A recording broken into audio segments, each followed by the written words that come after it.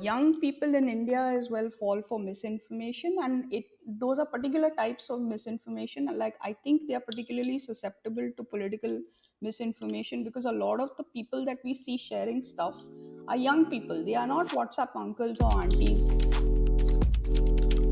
Hi, I'm Fawaz, I'm Aishwarya. and welcome to CCG Tech Podcast.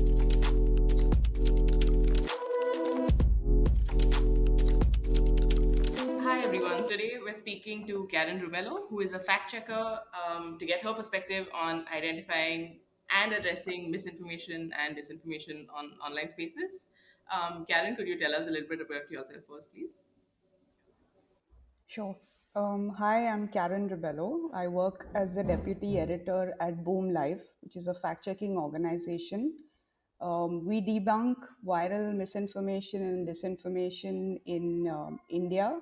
We also have operations in Bangladesh and Myanmar to a small extent. Great. So maybe we can start this conversation with just more of a deep dive into the kind of content that you focus on in your work and maybe a little bit about the kind of channels that you see. So like audio visual and whether it's just on social media in terms of, like a Facebook or if it's also through end-to-end encrypted platforms like WhatsApp and generally the kinds of content that you look at. Sure. It's a mix of everything, I would say. But generally, we're focusing on the misinformation that spreads online. So social media, of course, is a big part of it. In terms of the type of content, it could be anything from political to religious or financial or even health related misinformation. We could be looking at that. But what we find is that misinformation closely parallels the news cycle. So, whatever's happening in the news, you will have like a parallel sort of stream of misinformation that goes along with it. And just in terms of what we see, WhatsApp. You asked about end to end encrypted. So, WhatsApp is, of course, a big sort of channel where we see a lot of this misinformation play out. I would say it is one of like the biggest sort of streams where misinformation circulates, and it's difficult to sort of quantify it because, as you said, it's end to end, and nobody can really crack it open and sort of quantify it. But we tend to catch it when it moves to other platforms. So something from WhatsApp is either posted on Facebook or Twitter, and then of course you have the other platforms as well, like I just mentioned, Facebook, Instagram, Twitter. But those are not, Twitter is interesting because in terms of the number of people from India who are online, it's not very significant compared to platforms like Facebook or YouTube. But it still sort of has this role where something originates over there, or somebody has tweeted something over there, and then somebody takes a screenshot, and then that circulates on WhatsApp or on other platforms. And I suppose it plays that role because a lot of politicians are over there, and politicians are over there because a lot of journalists are over there. So it has this very interesting dynamic that's playing out. That's really so. I have like two things that come up. So one is what the role of like Indian social media companies like a coup would be like. For example, like how much I don't even know honestly how much of our population uses this versus like when you compare it to like other more global conglomerates, and also if I mean broadly like if you have any information on just kind of what the major channels of misinformation are. So I understand that it seems fairly diffuse and like once it gets viral in one place, it spreads across like other places. But if there's like any kind of, I mean, information research that you're aware of that like can tell us a little bit more about what the main platforms that not drive them, but where they are driven. Sure. So we don't monitor coup and stuff quite closely, simply because it makes no sense to monitor every social media platform that's out there. You're going for you're looking for the most viral and the most the piece of content or misinformation that can cause the most harm. So, but just in terms of platforms, I would say WhatsApp is the biggest sort of messaging. It's not a platform; it's a messaging app where you see a lot of misinformation, and then followed by, I would say, Facebook, YouTube, and then Twitter, like I said, plays a different role where sometimes it acts as an originator of where a lot of this misinformation begins from. In terms of type type of content or type of media, I would say a lot of it is visual. A lot of it is images or videos, text, not to the same extent, but mainly it's images and videos. You were talking about WhatsApp being sort of the biggest channel. Is there? We're just interested to understand. Is there a difference between the kind of content that you see on WhatsApp or the medium? Like you're saying, there's more audio visual, there's more text. So between other social media and on WhatsApp, is there a difference in the kind of content also? Not really. I think WhatsApp sees everything because simply because of how embedded the app has become in the lives of Indians. So you have your family group, and then you have your office group, and then college group, and so on and so forth. So there are very close knit groups. So it's very interesting that the kind of content that you see out there just spans everything, and that could be a mix of, it's not just that we see only text messages and images on WhatsApp. No, I mean, we get videos as well. Sometimes we get YouTube links on WhatsApp. So knowing how, the importance of that app in this whole fight against misinformation, we set up a WhatsApp helpline, I think in 2017, where we asked readers to send us the kind of misinformation or messages that they were getting, that we could verify it. And this is a strategy that most fact checkers, they adopt it in countries where WhatsApp plays a big role. And we find that's very helpful because you are getting it straight from the horse's mouth. So in terms of sourcing claims and stuff, that is like one way to do it of WhatsApp, simply because you can't sort of break into that app and do a systematic study or something of the type of misinformation that's circulating there. Based on your own experience, and we would also, we're trying to understand a little bit about what the work of fact checking actually involves, in terms of where are you getting your content, is it through monitoring, is it through the tip lines or the helplines that you were talking about, and once you get it, how do you go about actually doing a fact checker's job? How does your journalistic training go into it, stuff like that? Sure. So I come from a journalism background. I worked in other newsrooms before joining Boom, and we sort of take that same approach where it's we are monitoring stuff. Like I said, misinformation runs parallel to the news cycle, so we are actively tracking the news cycle. And we've been doing this for a couple of years now, so we sort of know what topics or what events are likely to see a lot of misinformation. So a big part of that is just being monitoring the news, seeing what's reported, and then being on social media and sort of tracking that conversation or discourse that is happening around a topic or a news event, and then finding those fake claims or the sort of things we want to check out, which we know sounds dodgy. And then the other part of it is what I said. It's like asking people to send messages that they receive, and those two things work really well because you get to know firsthand what people are getting. And sometimes we get leads over there which you will not see on social media platforms, simply because it's circulating in some small group, but then of course it has a potential to go viral and stuff. So it's a combination of things. I'm just curious about, so when you find, and especially now in the context of, so a couple of different threads that maybe are worth exploring. So one is you said that you track the news cycle to see kind of topics and events that are likely to trigger a bunch of misinformation. I assume now with the elections coming up, that's a big one.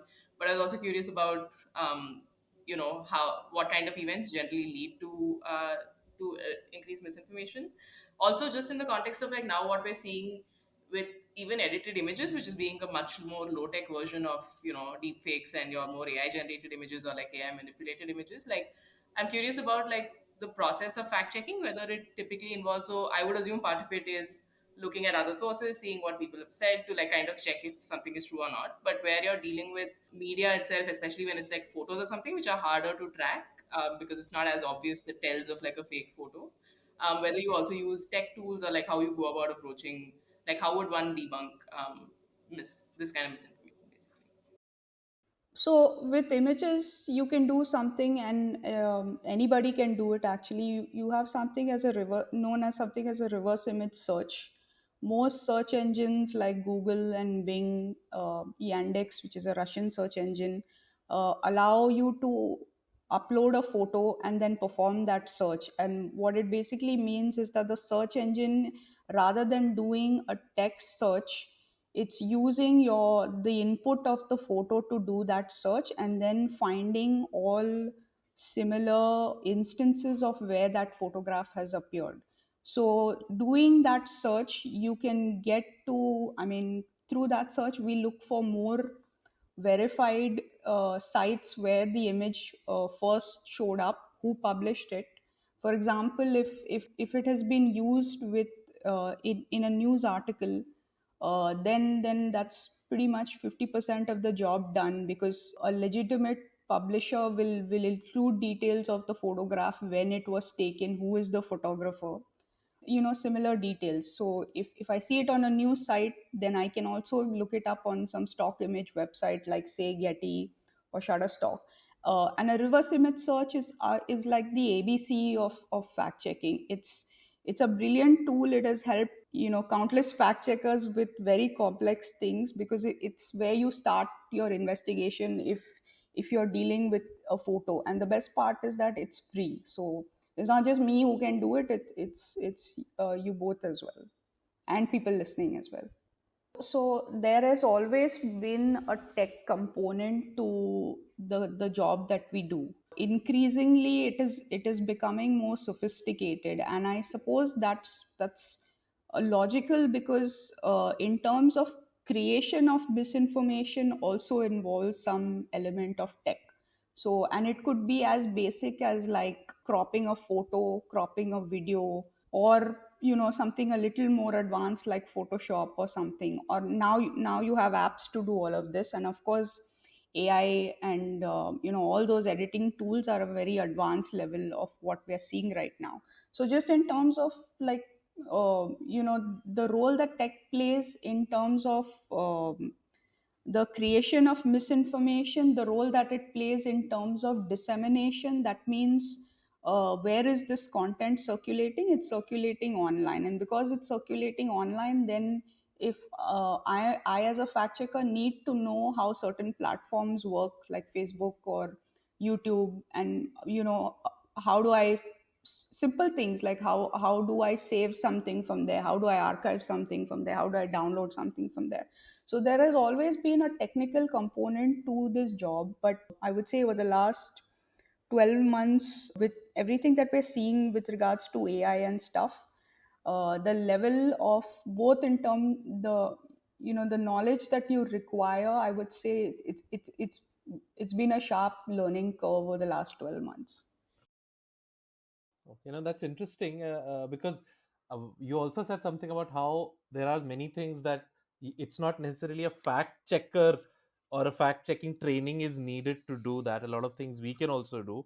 And we see now on Twitter, on other social media, there's a lot of people who try to do that, who do a lot of fact checking of especially political narratives or, dominant trends on their own. And as a professional, as somebody who does this full time, how do you evaluate that? I mean, of course, on the one hand, it's great to see people probing more, exploring more, doing more fact checking, but it also sort of has this potential of, in the name of fact checking, spreading more disinformation sometimes. So, as a professional and someone with the You're expertise, absolutely how do right. You're absolutely right. Okay, so the way to think about it is this. Okay, so information is extremely malleable. and you can have good information, you can have misinformation, disinformation, and stuff like that. And what we are seeing today, or the sort of situation we find ourselves, is that misinformation is weaponized. Now if you apply that same logic, you have fact checking, which is trying to combat misinformation, but fact checking can also be weaponized, and we see this a lot.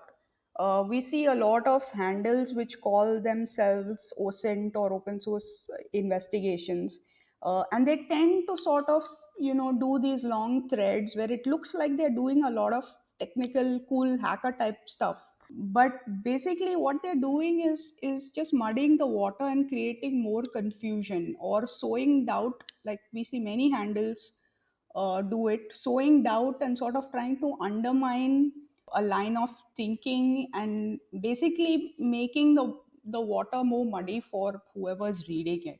I think those handles are worse because a person making a false claim, their job ends over there, but somebody calling themselves OSINT or something and then spreading more disinfo, that is more harmful. So there is a sort of, I think as fact checkers, we like to tell people that everybody can be a fact checker. I have very mixed feelings about that sentence. I feel like, to some extent, you can evaluate and sort of think critically, and all of those should be encouraged. Do I think everybody can do my job? No. There's a reason why I am doing this, and as pompous and arrogant as that sound, it's true. I do tell people that you can do some things like reverse image search and look things up, and simple thing like Google things, and look for the primary source and all of that. I don't go around telling people that you can do all aspects of my job, because I don't think that they can. So Yeah, I mean, you've developed expertise over, like, yeah, I mean, it is like any other job where obviously it's also, and that's the thing, I guess, like you were saying that maybe everyone can be a fact checker or something to say. I mean, I think on the other side of that, I do think that everyone is susceptible to misinformation in certain contexts. Like, and so, I mean, I don't know if this is necessarily true, but we have already, this like caricature of like WhatsApp uncles or whatever who apparently can't Google anything and therefore are much more susceptible versus not. And I think what we're seeing also on social media right now is we all already have biases. We all follow the same kind of, if an account I trust or engage with a lot is saying something, I'm more likely to believe them and less likely to like fact check them. So I'm just curious about whether we have anything about the demographics, or like in your experience what you've generally seen of the kind of folks who apparently are more susceptible to misinfo, or where it might be easier because you're not as willing to check, for example, the kind of content you're consuming. sure. Yeah, so this is where it gets really interesting, and I'm speaking entirely from anecdotal experience, because as far as I'm aware, I don't know if there's any India-specific recent study about the demographics that spread misinformation and are more susceptible to that. So everybody thinks that a certain audience above middle age, or a senior audience above 50 or some, like our parents and stuff, are more susceptible to that. And you brought up the stereotype of a WhatsApp uncle or a WhatsApp auntie that keeps spreading misinformation. And while that in itself might be true, you do have that, and that exists.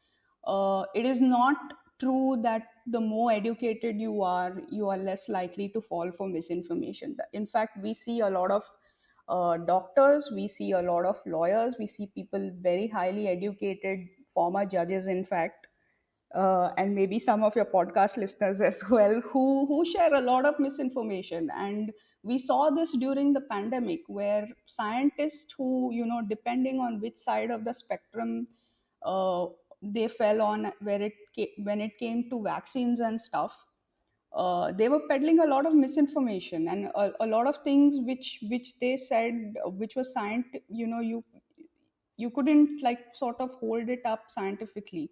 So one thing is, education is no sort of guarantee that you won't fall for misinformation.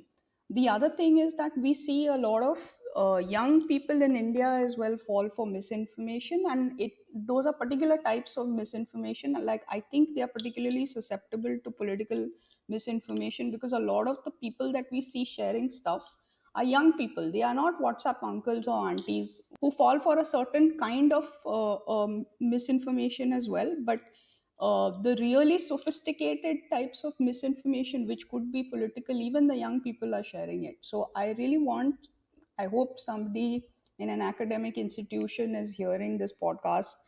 And I hope they do this study over the past 5 years as to who is sharing, what are they, consuming. But like you rightly said, bias and people's bias play such an important role, and we tend to see that as well, right?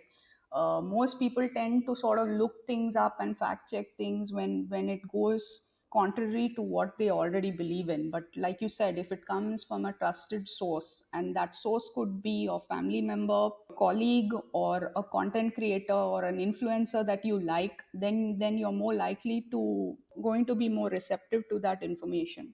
You talked about misinformation during the pandemic, and we also have elections coming up where where there's a lot of anticipation. Just before we get into all that, I wanted to go back to that, actually a previous question about what are when you're monitoring the news cycle, when you're monitoring events, what sort of events do you see and that there's going to be a lot of like, I am already anticipating some stuff around this. Yeah, so this is interesting because initially we used to think that only an information vacuum leads to misinformation, but that's not true, and I'll explain what I mean.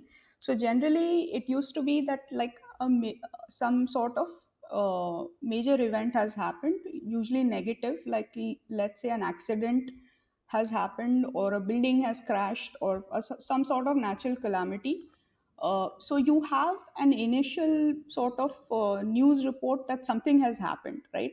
Now, what used to happen was that there was a certain delay or a time lag, because it takes, not every reporter is there when something is happening, right? So it takes time for, like, a journalist to either make that call or get that sort of information. And what we used to, like, at least uh, 6 or 7 years ago, what we used to see was that this time period, when people know that an event has happened, but there is no immediate information that's forthcoming, was the vacuum in which other people would fill in and usually make up stuff. So either they want to go viral, or they want to satisfy some curiosity.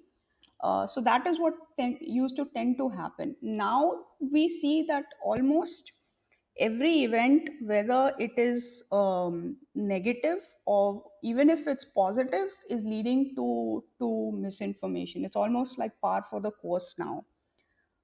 During the pandemic, it was interesting because you had only, mostly, I think, all of our work in that first year, 2020, was health related. So most of the claims were around COVID. And then, depending on what's happening in the news cycle, you have misinformation almost flowing as like a parallel thing. But it's no longer the case where only negative events like a terror attack or something that leads to misinformation. So anything, I would say, another sort of way to look at it is that if something is evoking a sort of reaction, whether that reaction is good or it's bad, it's sort of triggering misinformation. So even the Chandrayaan landing, I mean, there's no reason for it, for there to be misinformation around it. But we still saw people sharing, saying first pictures, or this is the footage, or some unrelated thing. So I don't know. It keeps people very entertained. It looks like somebody like me. I think I'll always have a job. So at least that's the flip side of it. Why do you think this happens though? Like, do you think it's one of those things where people, want to get more views, and a lot of people's careers are now on social media as well? So, do you think this is more engaging, or do you think, I mean, because like you said, for Chandrayaan, there's no real reason. You can just wait for the official photos and, whatever to come out. There's no reason for you to, like, have your own spin on the actual footage. I really think some social psychologists need to study this phenomenon. I'm trying to think of why some, but there are different reasons why misinformation is so pervasive in India, or why we have such a massive problem. And I do think one part is because it's weaponized. A lot of it is deliberate, and those it's weaponized by people who have different objectives. So those objectives could look like winning an election, or it could look like sowing discord between communities, or it could look like a financial incentive. It's really rewarding to sort of create misinfo, and you can have a whole nice tiny business around it. And another reason could be they just want to go viral. They want to become famous, and we see a combination of those sort of objectives which leads to creation of misinfo. So if you sort of combine that, and then you throw it in a country where there are like 800 million people online who have just come online in probably the last 5 or 6 years, and you have 22 languages, then it just becomes like one crazy cocktail as such. So I think what we're seeing is a lot of factors sort of interplay with each other. No, actually, let's talk about the election misinformation that you've been referring to. Especially, we know. I mean, the election commission has also talked about it. Everybody in this ecosystem is talking about potent election misinformation. And but as working in this field and having looked at several election cycles, I'm sure, what are you expecting in terms of the kinds of disinformation we'll see, and is it going to be more of rehashing existing narratives, or and is it going to be something that exists at different levels? I mean, misinformation in different regions targeted at different demographics. How should we begin to understand election misinformation? Yeah, that's a good question. And I suppose you just need to look at the previous general election that passed. So elections in general are quite crazy for the news cycle. Forget about fact checking and all of that. Just in terms of the news cycle, it's quite crazy, and we are witnessing it right now.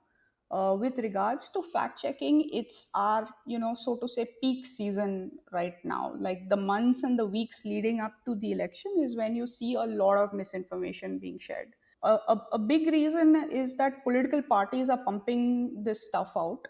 They have well funded campaigns and social media teams and really micro targeting of people. So there's a lot of messaging that's going out.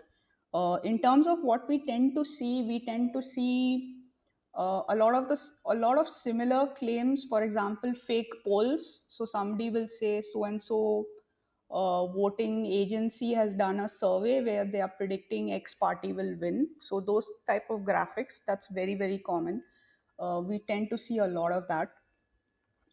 In terms of the actual process itself, there'll be misinformation around, say, EVMs, or old videos of somebody, a video showing somebody moving an EVM machine to somewhere will be shared out of context, or it'll be shared saying, look, they caught an EVM malfunctioning, or it was sort of gamed, and stuff like that. And then even with regards to the process of voting, you'll see claims like that. You get strange things. Like one of my favorite ones is that there's a message which says you can ask for a challenger vote if your name is left out of the electoral rolls, which is quite funny because there's nothing like that. But this message keeps coming around every Sorry, what is election. a challenger vote? Like, what Uh, does that mean? yeah, no, there's no such thing. I mean, if you find your no, no. So in the message claims that if you like find that your name is not there on the day you go to vote, you can ask for something called as a challenger vote. I'm sorry, that's really funny. And yeah, so stuff So like that. basically, if you don't do the work to Uh, get on the rolls before the election, you can still somehow vote if you would win. Like, yeah, yeah, yeah. Basically, that's the essence of of the message. Yeah, I don't know who Uh, that's targeting, but yeah, certainly interesting. And it's interesting. You talked about two, three different kinds of misinformation. One is yeah, so about this process of election, like you yeah, have this voting thing. You talked about fake polls, which I'm assuming is to prop up a certain candidate or to show yes. certain. There's very targeted candidates, but how do you capture the more insidious kinds of disinformation, which may not be targeting candidates, but which are like aimed at polarization or aimed at, Yeah, you so know, polarization is a big one, okay? Polarization, I mean, anyways, 365 days it's there, but during elections, that particular rhetoric is reaches like fever pitch. It's crazy, and we see that there's a lot of communal misinformation that goes hand in hand with elections, and it also happens that certain states also are targeted, like West Bengal is targeted, Kerala is targeted, previously Rajasthan used to be targeted, and these are the sort of narratives where either it, the narrative will be that so and so party is appeasing a particular community, or and those are the sort of things we are always on the lookout for. Like I said, most of the misinformation in India is, one part of it is political, the other part of it is religious or communal. So and now increasingly I would say the two are sort of meshing in this, almost in a way that you can't really separate the two.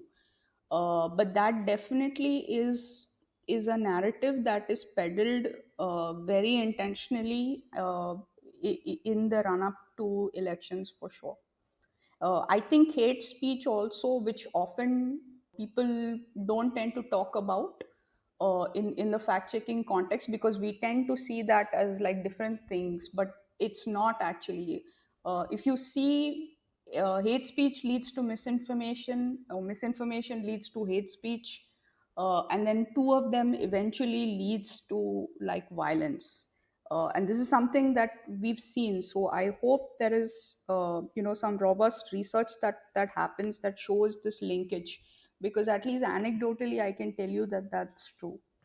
So I'm curious about one thing. So you said like political misinformation and religious communal are maybe two buckets. So like when you say political in this context, does that mean like focusing on like political parties or individuals? Is that like, or is that political issues that are more broadly being?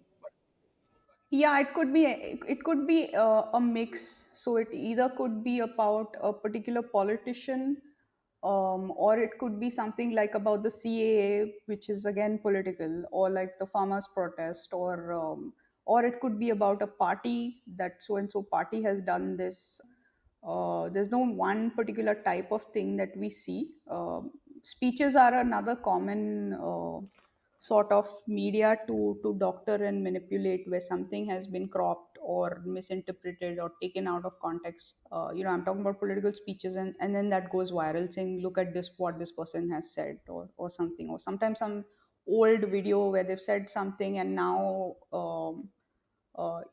either they've changed parties or something, and that will come back saying, oh, this is what this person said, which was true at the time, but of course now they are in some other party. So I just had, I mean, curious about like your thoughts on this. I was just also remembering the conversation where we now said everyone is basically a fact checker, and you say fact checked, and say whatever you want after that. And obviously, sometimes things are legitimate, but sometimes it also just have an agenda behind it. I'm wondering how much you think of this job, like maybe in a professional context, but also more broadly, is subjective. So when you're talking about things like propaganda, when you're talking about things that are meant to polarize, like for example, you said around the farmers' protests or CAA, is the role of a fact checker limited to, or like basically, is it as clear as okay, they're saying this speech happened and a person said this and that didn't happen, or is there also more of a fact checking that might be seen to be like more subjective? I don't know if I'm making myself clear in this question, but I'm curious about your thoughts. so our objective, or our aim is to show the reader that if they followed the same steps that we did, they will arrive at the same conclusion. Now that there's a sort of discourse that that keeps happening, saying who is someone to decide what is a fact, what should be fact checked and all of that. And I think that is a sort of dangerous line of thought, because one, there is no, I mean, even so, people have very strong opinions about fact checkers. A lot of people don't like us or don't like what we do. They think we are driven by a certain agenda. And unfortunately, this job, if you do it honestly, it means calling some of those things out. A lot of people can sort of ascribe motives to it. I don't think we should be worried about that. What we are saying is that if you pick up any fact check, it's written objectively, it's written in the way that it describes the fact checking process that we've done to arrive at a certain conclusion. And oftentimes we say we don't know, right? Because if you don't know, you don't know. I'm not, we are not activists here trying to change people's minds. And that's that's a big thing. I think some people lose, either they get angry with us saying, oh, you should be a little more forceful. I get that a lot. You should be a little more forceful and try to convince people. And then I tell them that no, that's not my job, because I'm a journalist at the end of the day. So I will say that this is what has happened. You are free to interpret it in whatever way. What I do tend tell people is that you can sort of have this test of whether a fact checker is credible or not. Is that if you read a bunch of their stories, what sort of emotion does it evoke in you? Is it neutral and balanced, or does it make you hate somebody at the end of the day? Is it pointing fingers? And if after reading an article you feel that it's pointing fingers at somebody, please don't follow that publication, okay? Because that is not our role. Our role is to report neutrally what has happened and try to explain. And if we don't know, which we often don't know, we say we don't know.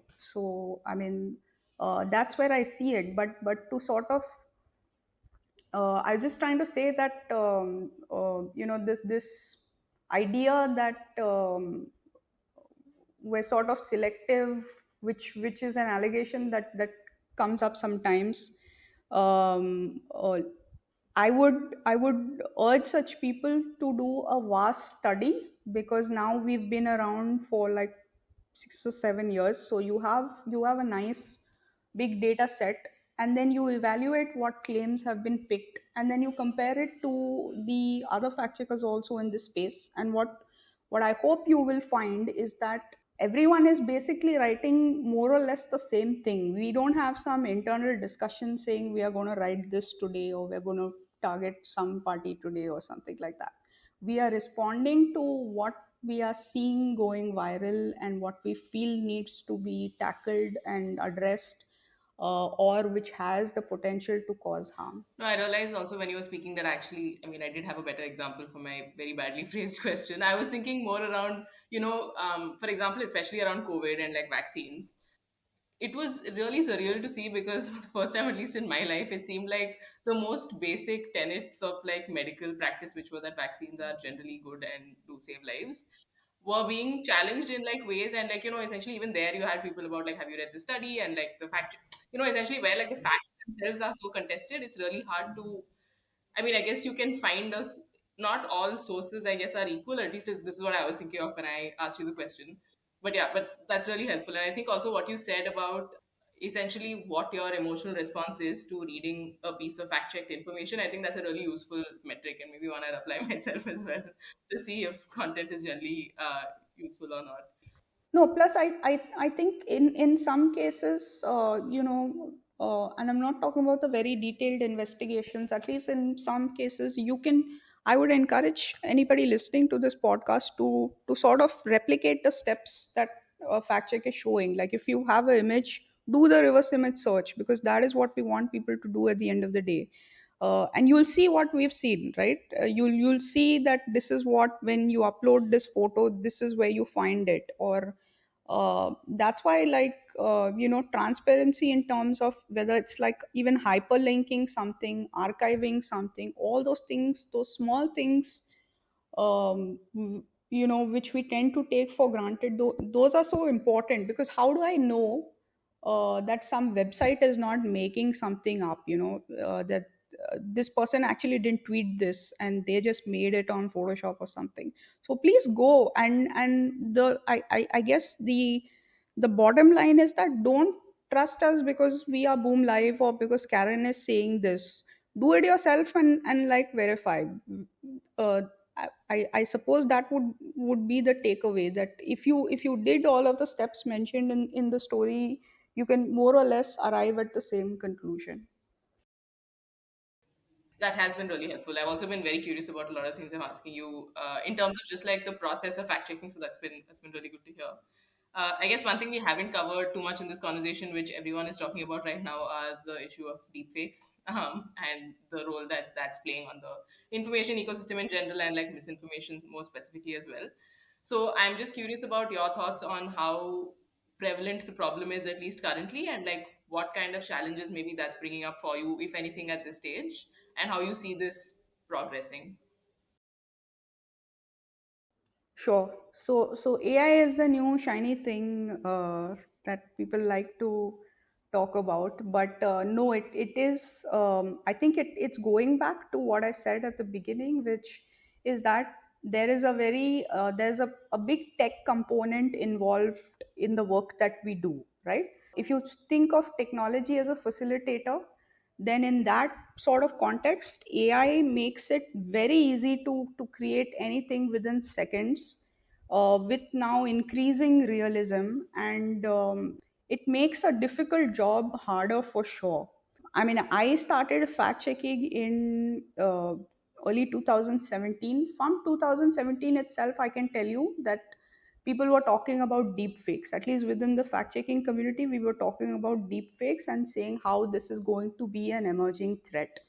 Now we've sort of had 5 or 6 years where all those warnings have gone to the wind. Basically nobody has heard anything, because there were people warning right from the time, from 2017 itself, saying this is going to be a problem. You need to, especially in terms of the companies that are working in this space, you need to sort of be really careful of how you are releasing this technology into the market. 2023 has been a sort of a watershed moment for generative AI. So, all of the things that we saw seem to be like a spillover effect of all the developments that have happened in generative AI. And generative AI is just one type of AI. So when I talk about AI is like, AI is like the field, like you have math and science and physics and all of that. AI is very complicated math. It's statistics. So I think as journalists we need to be careful not to sort of and try and be a little more specific when we are talking about deep fakes. We are talking about what generative AI is capable of doing. And last year you had that example of the wrestler's photo, which was manipulated using an app called Face App, where the wrestlers who were protesting were detained in a police van, and then their image was doctored, showing that they were smiling. And it later turned out that it was manipulated using this app called Face App. So what I'm trying to say is that what has now happened is that there there used to be a requirement that you needed to know some sort of tech or code to make those deep fakes. Now that barrier to entry has gone. Okay, so anybody who has no coding experience, no experience for anything, but you just have a laptop and an internet connection, or you have a smartphone, you it's so easy. You have apps where you can make a deep fake within seconds. And this is I suppose AI enables sophistication and scale, and that is what fact checkers and journalists are talking about, that it makes it so easy to create misinfo, right? A lot of people, I think within the tech community, they think that They think that there's a lot of fear mongering happening from journalists, but I don't think that's true. I think, like, I'll give you an example. A couple of weeks ago or months ago, you had an airlines whose door blew off mid-flight, right? When people said that company, that that airline manufacturer needs to sort of look at its safety practices, nobody accused those people of saying you're against flying. It's the same logic. That is what people like me and other journalists and researchers are saying, that you need to build a safer product, because what you've built right now and what you've let out in the public is so easy to abuse. So asking for safer things, I don't think is fear mongering, and we should like completely shut that noise out that says we're fear mongering. Also, the people who say that, oh, journalists never report about the positive use cases about AI. It's not my job to find positive stories for AI. My job is like, especially with misinformation, it's like catching the deep fakes and the disinformation and all of that. And right now, I'm telling you that there is a website where you can upload anyone's photograph and it will synthetically strip that person. What does that mean? It can, you can create synthetic nudes of anyone. And that is something that's so problematic, because it's not only, you can not only target people on a broad scale, you can personalize the harassment. So you can individualize the harassment. And I think there's a statistic which says over 95% of all the deepfakes that we see, they're used to make pornography. In fact, this term originated from the porn industry itself.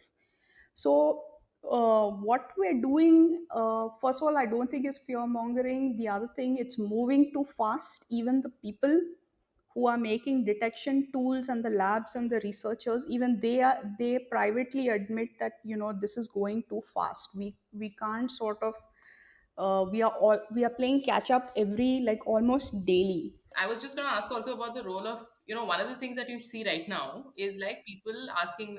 So, one, okay, a couple of different frames of thought from this. One is, I guess, it's just, it feels a little bit like we have learned no lessons from the general like tech boom of like, move fast and break things. And we've done the same thing, except now it's supercharged, like you're saying, because the tools are just so much easier. And I guess, like, at least to me, like one of the primary motivations or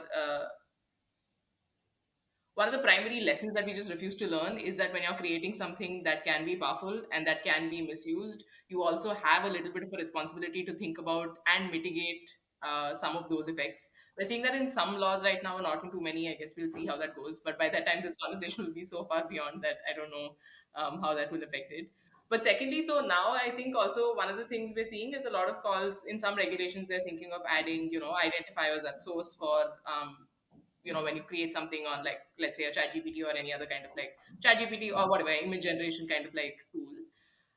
And then you also have like and like you alluded to as well at this point, like the detection and the tools for even like removing like these kind of identifiers are all progressing at different paces. So I'm just curious about whether you think this is actually, even in the short term, going to be an effective way to make maybe your job easier.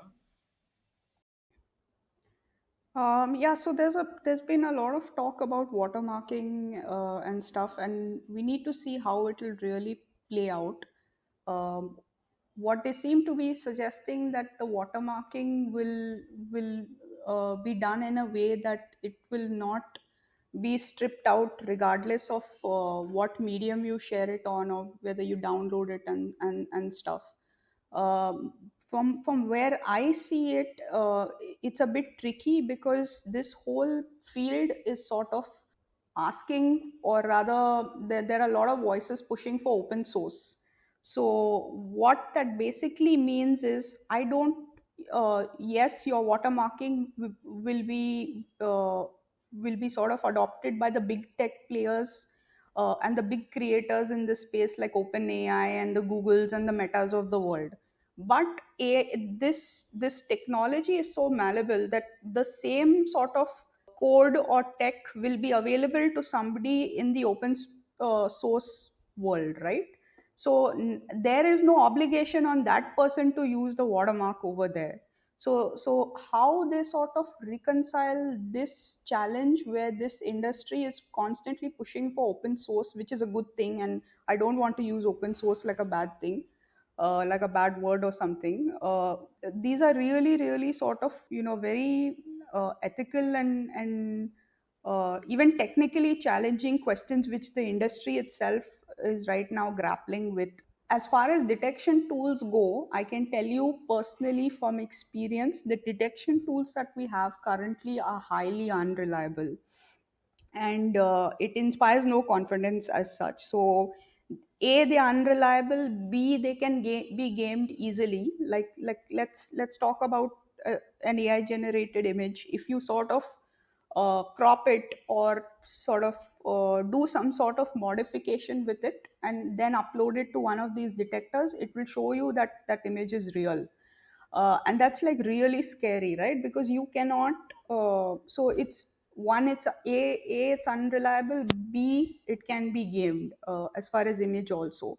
Audio is another issue. Voice clones are very, very hard to verify, because just when you hear it, they sound so realistic and so identical to the person whose voice is being cloned. And I've written a few stories. In fact, in November last year, the Madhya Pradesh elections saw many voice clones of two candidates who contested elections being shared. At that point of time, we didn't have the tools that we currently have right now, but the theory was that A, this is either a voice clone, or B, you have like somebody impersonating these people, and they have to be like the world's best impersonator, because if you hear that clone, you can't tell the difference. So voice clones are something, I'm in terms of this election at least, that is my like number one sort of worry, more than I would say images or something. Because images, I don't think you've reached that level of realism where people completely believe it. They have this, they see it and they have some sort of suspicion, and there's still ways to like test those things, right? But with voice clones, if somebody records something and circulates it on WhatsApp, saying so and so politician said this, and this is like a private recording or something, one, just catching that stuff is going to be difficult.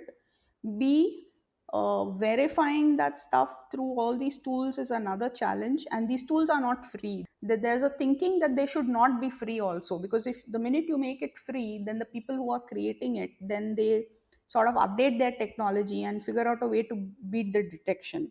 So it is this constant game of cat and mouse that's being played. But at the end of the day, I would say the biggest onus is on the creators of this technology, right? We have to sort of, they have to ask themselves, like, okay, yes, you will release these tools.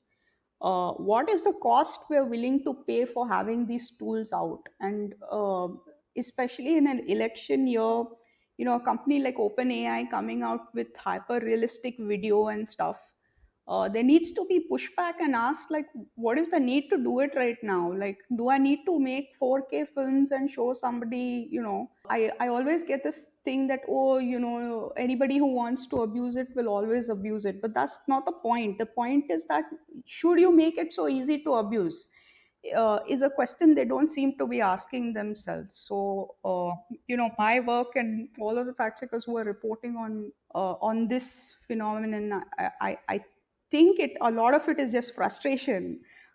Because we feel, it actually feels like we've been outgunned in this fight, which we knew was going to happen. So No, no, absolutely right. I mean, we absolutely right to ask why isn't there more push. In fact, there is a lot of pushback, but still, the pace of development of these technologies is just right now. It seems, as you're saying, we seem increasingly outgunned. But if I can ask you before we close, to zoom out a little, and because you've talked about how prevalent these have become, how easy it is now, and we have seen before, even with legacy media, not just social media, how information and how pedigree has become discredited over time. especially we've seen now with the Israel Gaza war this time, a lot of people just refusing to believe what mainstream news outlets are saying, trying to, formulate their own narratives. It has its own problems, but we have seen this desire to have more authentic information, more authentic narratives. And I guess my question is, with this, explosion in AI, you're talking about how voice has already become very realistic, and people also begin to realize it. You see how world leaders are being made to sing songs by meme creators, so people know that this is something that's prevalent. Do you think in the long term this makes people automatically more susceptible, more more questioning, and places a greater premium on authenticity, making your job or your life easier? Or does it put you in more fear that when people start to mistrust and discredit everything, then how do you authenticate anything? Yeah, I mean, no, nothing is making my life easier. So I think that has been the thread of this conversation to summarize the 1 hour that we've had. I just think this, in terms of what this does for the public discourse, what you've said is right. That when everything can be fake and it's so easy to be fake, then what do you trust? And this is the sort of argument that we want researchers and academics to study, because that is what is essentially happening with AI. You have liar's dividend. So, and we're already seeing that, right? So liar's dividend is you can always say something is a deep fake, and increasingly we have politicians who say sort of controversial, embarrassing things, or are caught doing controversial and embarrassing things, and their reply is that it's a deep fake. So deep fake has become dog ate my homework kind of kind of thing. So that is one conversation, and the other conversation is that I think we will see a new type of newsroom or news industry coming out of this, where at least I hope, where there is sort of algorithmic accountability, where there are people who have the technical expertise and the journalistic ability also to sort of question this technology and how it affects us. Because right now deep fakes are hijacking the conversation, but the conversation around AI is so significant. It's so significant a technology that everything that, first of all, we are already exposed to a lot of AI which we don't tend to acknowledge. For example, if you're on a social media platform, you're in a way using AI, whether you know it or not. But the other things, like who gets a job, whose resume gets sort of filtered out, who gets access to public services, and there's a whole big social justice component as well, for example with facial recognition technology and stuff like that. So I do hope that as we move, I think we are going to move into something called as content authentication from fact checking. Where there are a lot of people just spending hours saying whether this happened or not. And then the other sort of thing I see, and I hope that happens, is that we get a new type of newsroom which has the skill set to sort of examine these big technologies, and not just, I mean, not just report about the deepfakes and all of that, because you can leave that aside for now, but talk about these, how this technology is going to affect us so intrinsically that we don't seem to see it. So that is my hope. Sorry, super quick ending on a. We've started ending on a slightly more positive note because usually a lot of our conversations tend to get get depressing when we're talking about some of these issues. Yeah. So what is like? What would you say is your happy place on the internet? Do you use the internet as your happy place? You go out and take a walk, and if there is like a place online, like what is that for you? No, there's no happy place on the internet right now. Like, the happy place is offline. Which honestly is also maybe something we should be heading towards. Making. I mean, making time to get outside. So That's the positive note I agree think very to much. end on. The happy places outside.